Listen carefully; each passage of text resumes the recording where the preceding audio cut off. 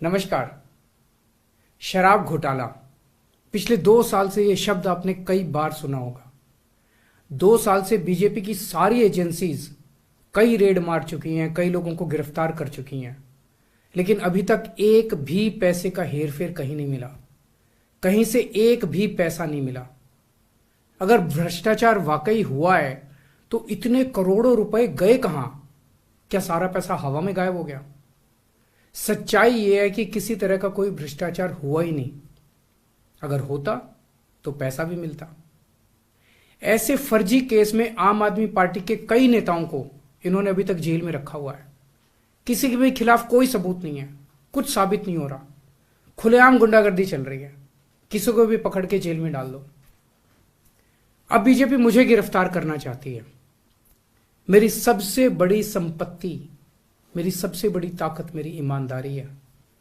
झूठे आरोप लगा के, फर्जी समन भेज के ये मुझे बदनाम करना चाहते हैं, मेरी ईमानदारी पे चोट करना चाहते हैं।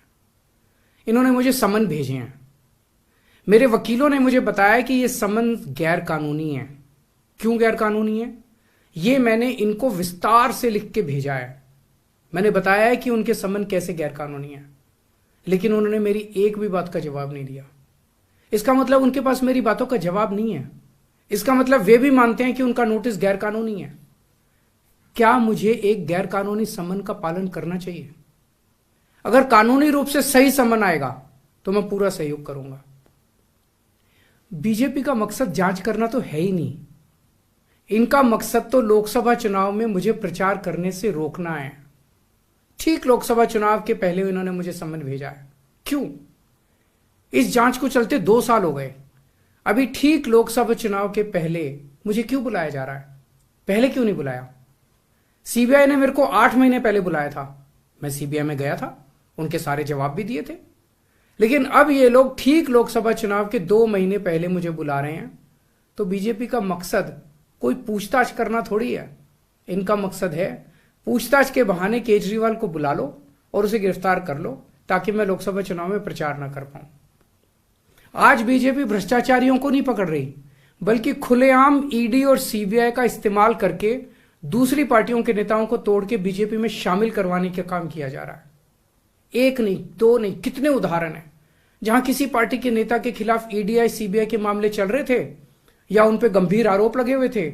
जैसे ही वो नेता बीजेपी में शामिल हुए, उनके सारे पुराने मामले बंद कर दिए गए या ठंडे बस्ते में डाल दिए गए। तो जो इनकी पार्टी ज्वाइन कर लेता है उसके सारे मामले रफा दफा कर दिए जाते हैं। जो इनकी पार्टी में नहीं जाता वो जेल जाता है। आज मनीष सिसोदिया, संजय सिंह और विजय नायर इसलिए जेल में नहीं है कि उन्होंने भ्रष्टाचार किया है, वो इसलिए जेल में है क्योंकि उन्होंने बीजेपी में शामिल होने से इंकार कर दिया है। आज हम बीजेपी का मुकाबला क्यों कर पा रहे हैं? क्योंकि हमने कोई भ्रष्टाचार नहीं किया। अगर हमने जरा सा भी गलत काम किया होता तो दूसरे भ्रष्टाचारी नेताओं की तरह आज भी हम बीजेपी में शामिल हो चुके तो होते आज तक। इस तरह देश के ईमानदार नेताओं को जेल में डाल के और भ्रष्टाचारियों को अपनी पार्टी में शामिल करवा के ऐसे तो देश आगे नहीं बढ़ सकता।